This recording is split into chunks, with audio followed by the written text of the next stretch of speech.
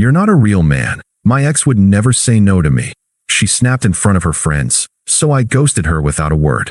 Now she's begging to talk, but even her ex blocked her, and I don't even think about her anymore. Hey viewers, before we move on to the video, please make sure to subscribe to the channel and hit the like button if you want to see more stories like this. Thanks. I always thought staying calm was a strength. My dad used to say, "Don't raise your voice, raise your standards." That stuck with me. I'm not loud. I'm not dramatic. I don't make scenes. And for most of our relationship, Ava said she loved that about me. "You're so steady," she told me once, tracing her fingers down my arm. "You make me feel safe." I believed her. I believed a lot of things she said. We'd been dating for about 2 years. I met her at a mutual friend's game night, and she was electric. Confident, flirty, always the center of attention. Meanwhile, I was the quiet guy on the couch sipping a drink, watching everyone else bounce off the walls. She liked that about me. At first, for the first few months, things were great. She loved that I cooked for her, remembered the small stuff, didn't play games. I was stable, supportive, and gave her space to be herself. But somewhere along the way, that stopped being enough. Little things started to shift. Compliments turned into backhanded jabs. "You're so responsible," became, "God, you're such a rule follower." "Thanks for planning that weekend trip," became, "You never do anything spontaneous." Then came the comparisons. Not constant. Not at first. Just little throwaway comments. "Jason used to surprise me with stuff like this all the time," she said once when I brought home dinner from a new restaurant. Jason, her ex. The first time she mentioned him, we were just talking late one night, and she said, "He was intense. Too much. Controlling, even." But sometimes I miss how passionate he was. I let it go. I figured everyone has an ex they remember in a weird, toxic way. Nostalgia's a liar. But then he started coming up more often. Not in a fond way, not directly, but always as some kind of benchmark. Some twisted idea of what a real man should be. The irony? She used to cry talking about how Jason treated her. She told me once he tracked her phone, showed up at her job, took her credit card, and vanished for 3 days. And now she was calling him passionate. The part of me that still cared tried to understand. Maybe she missed the drama. Maybe I was too predictable. But deep down, I think she just missed attention. Any kind, even the destructive kind. I should have left sooner. I know that now. But at the time, I just tried harder. Took her on trips. Listened more. Said yes to more things. The more I gave, the more she seemed to resent me for it. Then came the night that snapped it all in half. It was her friend Madison's birthday. Big rooftop party, lots of people I didn't know. Ava was drinking early. She always got louder after 2 glasses of wine, and tonight she was already on her 3rd when we walked in. She introduced me as her boyfriend, but almost like it was a joke. "This is Daniel, the reliable one," she said, laughing. "He's not going to throw me off a balcony like Jason threatened once." Upgrade, right? Everyone laughed. I didn't. I just smiled politely and got us drinks. I should have left then. I wish I had. Later that night, while we were sitting with a few of her friends on this low couch by the heaters, she pulled out her phone and started showing them photos of this luxury apartment downtown. "I'm thinking of signing the lease," she said, grinning at me like it was some romantic surprise. "Isn't it cute?" I raised an eyebrow. "You're signing it?" She shrugged. "Well, we'll both be on the lease, obviously." That was the first I'd heard of it. I kept my voice low. "Ava, we haven't even talked about this. That's a 12-month lease. Downtown rent isn't cheap." She rolled her eyes, loud enough for everyone to hear. "Here we go. I'm not trying to argue," I said calmly. "I'm saying we should talk about it. Privately." Then she turned to her friends and said, "This is what I mean. He can't make a decision unless it's in a spreadsheet." I sat back, silent. And then she snapped. Loud. In front of everyone. "You're not a real man," she said. Her voice slurred just enough to sharpen it.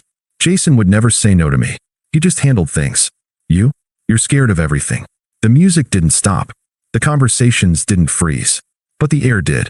Her friends looked away. One of them mumbled something about going to get another drink. I just stood up. Didn't yell. Didn't argue. Didn't even look at her. I finished my beer, put the empty bottle down on the table, and walked out of the party without a word. That was the last time I saw Ava. At least, for a while. I didn't answer her texts that night. Didn't respond the next morning either. By noon, I'd blocked her on everything. Phone, socials, even Venmo. I didn't post anything, didn't announce anything. I just vanished from her life. She wasn't expecting that. Ava was used to yelling, crying, storming out, and then making up the next day. She was used to drama and snap forgiveness. But I don't work that way. I moved out of our shared apartment the next day while she was still at work. I'd already been paying most of the rent anyway. I packed up everything that was mine and left the key on the kitchen counter. No note, no closure, just silence. At first, she acted like it was nothing. A few messages came in from an unknown number. So you're ghosting me now? That's cute. You'll come crawling back like you always do. It was a party. I was drunk. Grow up. I didn't reply. 2 days later.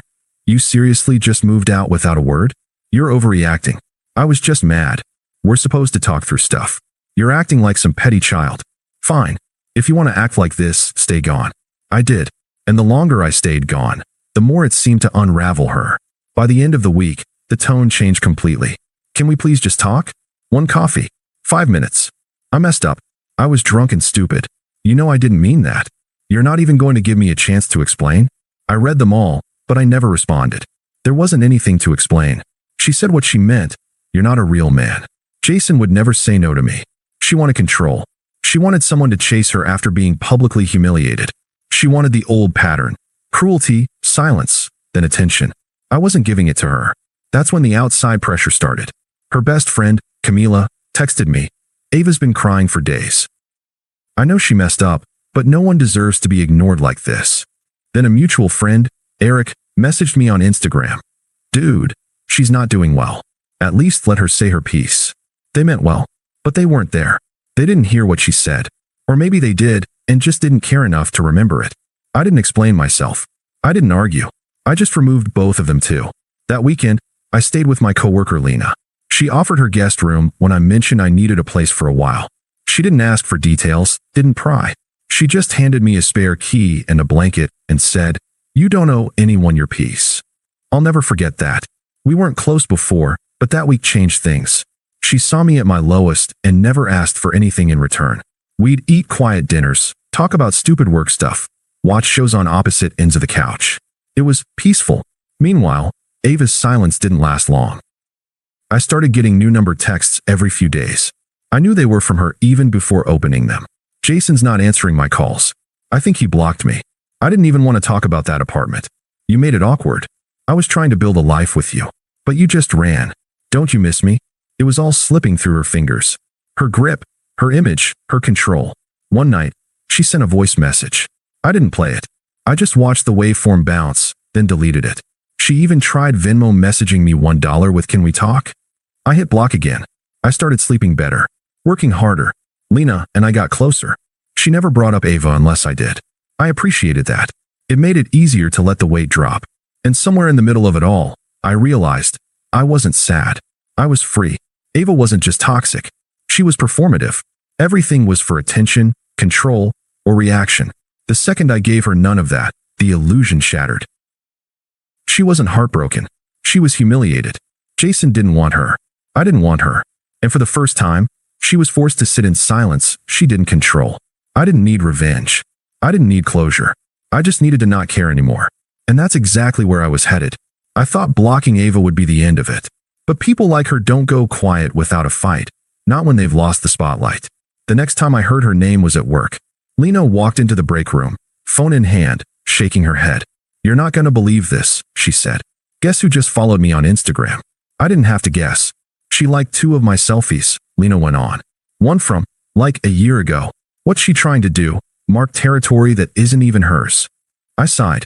She's spiraling. No, Lena said. She's watching. Ava didn't message Lena directly, but it was obvious. She was trying to rattle something. Test the water. See if I'd come chasing if she got close enough to someone I trusted. It didn't work. Instead, it made things clearer. A few days later, Eric, the mutual friend who tried to defend her, sent me a screenshot. It was a Facebook post from Ava's sister. Ava had apparently gone to see Jason again. Again. They got in some kind of fight. Public, messy, dramatic. Someone called the cops. No one got arrested, but it made enough of a scene that Ava's parents were called to pick her up. Jason blocked her the next day. I didn't laugh. I didn't feel vindicated. I felt nothing. It wasn't my life anymore. But her descent didn't stop there. I started hearing things from people I hadn't spoken to in months. She got into a shouting match with one of her friends at a bar. She lost a freelance client because she missed 2 deadlines in a row. Someone saw her crying in a parking lot next to her totaled car. No one hurt, just a dumb accident, but it added to the pile. And through all of it, she kept trying to message me from new numbers and accounts. I know I messed up. We had something real. Don't throw it away. He wasn't who I thought he was. But you were. I miss how you looked at me. No one looks at me like that now. She was starting to realize the damage was permanent. And the more desperate her messages got, the more calm I felt. I'd started working out more. I cut back on junk food. I stopped skipping lunch breaks and started taking walks with Lena instead. Sometimes we'd go to the same coffee shop Ava used to hate because she said it was too quiet. That became the point. I wasn't just recovering. I was evolving. One day, I posted a photo from a small weekend hike.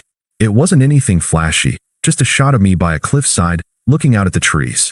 Ava liked it from a burner account and commented, "Missed this." I blocked it without replying. A week later, she texted me from a different number, just the word, "Please." I didn't even open it. That night, I told Lena about it. We were having dinner on her patio, just the two of us, watching the sky turn orange behind the city skyline. "She's still reaching out?" she asked. "Every few days." Lena took a sip of wine, then leaned back in her chair. "You know, some people think silence is cruel." I nodded. "But not everyone deserves words." She smiled. "Exactly. I'd never told Lena everything about what happened with Ava, but she knew enough. And in that moment, I realized I didn't need to tell her more. That part of my life wasn't worth explaining anymore. It was behind me. Ava was behind me. And she hated that. Because the worst punishment for someone like her wasn't anger, or insults, or revenge. It was indifference. And I had plenty to give. I should have known it wouldn't stop at texts. The night she showed up, I was alone at Lena's. Lena was visiting family for the weekend, and I was sitting on the couch eating leftovers, halfway through a documentary. I didn't hear the knock at first. It was light, hesitant. I thought it might be a neighbor. But when I opened the door, there she was, standing on the porch with her makeup smudged, hair pulled back in a way I'd never seen before. Her jacket was way too thin for the weather. She looked like a stranger. "Hi," she said softly, smiling like we were still a couple. I didn't say a word. I was walking around, she said, glancing past me into the apartment. I had nowhere to go. Her voice was shaky, but her tone was rehearsed, the same performance I used to fall for. Pity, vulnerability, the damsel pose. "I don't want to fight," she said, stepping slightly closer. "I just miss you." I didn't move. I didn't open the door wider. I just stood there. She looked down, then back up. "Jason's gone. He blocked me. Everyone's kind of disappeared. And I just keep thinking about you. About how safe I felt with you." There it was again. Safe. She meant boring. Predictable. Weak. A fallback. But now that her drama imploded and the real men were gone, suddenly she wanted the steady arms she used to mock. "I made a mistake," she whispered. I didn't know how good I had it. I finally spoke. "You knew," I said, quiet and calm. "You just didn't care." Her expression cracked for the first time. She wasn't expecting that. "I didn't mean what I said that night," she said quickly. "You know I was drinking." "I was angry. You meant every word," I said. "Because drunk you isn't different." She's just honest. She tried to step forward again, but I blocked the frame. "Please," she said. "Can't we just talk for 5 minutes? Just talk. That's all I'm asking." I looked at her for a long moment. Then I shut the door. No anger. No slamming. Just click. She stayed out there for a few more seconds, maybe waiting for the door to reopen. Then I heard her walk off. She never knocked again. After that, things went quiet for a while. I figured maybe that was it. She finally gave up. But people like Ava don't give up. They recalculate. 2 weeks later, I got invited to a mutual friend's engagement party. I didn't want to go, honestly, but Lena nudged me into it. "It's time," she said. "You've already moved on. Why hide it?" She wasn't wrong. I wore a clean button-up, showed up late, and kept things casual. I didn't drink. I didn't linger. I just made my rounds, said hi to old friends, and found a quiet spot by the back patio with a plate of food and peace. And then I heard her laugh. "Ava." I turned slowly. She was standing by the bar inside, talking to someone I didn't recognize. Dressed like she was trying way too hard to look like she wasn't trying. She saw me before I could turn away. Our eyes met for just a second, and she broke away from her group and came straight toward me. "Hey," she said, breathless. "Didn't think I'd see you here." I nodded once. "It's a small city." She laughed awkwardly. then looked down at her shoes like this was some kind of rom-com. I just wanted to say, I'm really sorry for everything. For how I treated you. For what I said that night. I said nothing. She took it as an invitation to keep going. I didn't mean it. You know that, right? I was drunk. I was trying to impress my friends. It was stupid. I let her talk. I was scared, she said. You were so calm all the time. It made me feel alone. Like you didn't care. I finally spoke. I was calm because I trusted you. I said. Because I thought we were partners. Turns out, I was alone the whole time. She blinked hard, like she was trying not to cry. Jason's not who I thought he was, she whispered. He used me. I was so stupid. You were selfish, I corrected. Not stupid. You knew exactly what you were doing. You just didn't think I'd walk. I just needed to feel wanted, she said, her voice rising slightly. He made me feel that way. You didn't. I tilted my head. So it was my fault you cheated? She opened her mouth, then shut it. I didn't cheat, she muttered weakly. No, I said. You just degraded me in public and chased the guy you used to cry about. That's not cheating. It's just pathetic. Her face twisted. You think you're better than me now, don't you? No, I said. I've always been better. I just didn't realize it until you showed me who you really are. She stared at me, waiting for me to flinch. I didn't. Lena walked up beside me a second later. You ready to go? I nodded and turned back to Ava one last time. I hope you figure yourself out, I said. But I'm not going to be part of the mess you leave behind anymore. Then I walked out with Lena. Ava didn't follow. She hasn't reached out since. It's been months now. Ava's name doesn't come up anymore. Not from friends, not from messages, not from my own thoughts. She's just gone. I still see her accounts sometimes. New ones, each with fewer followers, each one quieter than the last. I don't block them anymore. I don't need to. Some ghosts haunt you. Others fade when you stop chasing them. I didn't win anything. I didn't get revenge. I just stopped giving her power. Now I sleep well, eat better, and spend my weekends with people who don't drain me. Lena and I still hang out. Maybe something more is growing there, maybe not. Either way, it's healthy, easy, real. Ava once said, Jason would never say no to me. Well, now neither of us says anything to her. And somehow, that silence says it all. Thanks for watching. Make sure to subscribe to the channel and hit the like button. What do you think about this story? Share it in the comments.